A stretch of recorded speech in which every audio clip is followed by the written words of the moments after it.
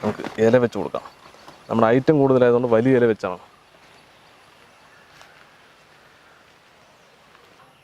അപ്പോൾ നമ്മളൊരു 100 വെറൈറ്റി കറികളാണ് നമ്മൾ ഉണ്ടാക്കിയത്. അപ്പോൾ ഇനിയും കുറച്ച് കറികൾ നമുക്ക് റെഡിയാകണേ ഉള്ളൂ. കുറച്ച് പായസങ്ങൾ സാധനങ്ങളൊക്കെ റെഡിയായിക്കൊണ്ടിരിക്കണേ ഉള്ളൂ.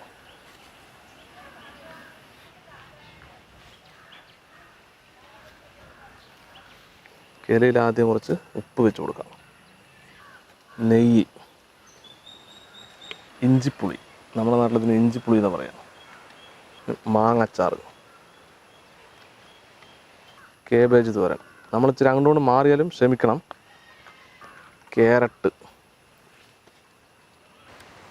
ക്യാരറ്റാണത്, അത് ബീട്രൂട്ടാണ്. ഇത് കൊത്തവര, മത്തൻ കൊണ്ടൊരു ഐറ്റമാണത്. ഫ്രൂട്ട്സ് കൊണ്ടൊരു വിഭവം. മസാലക്കറി,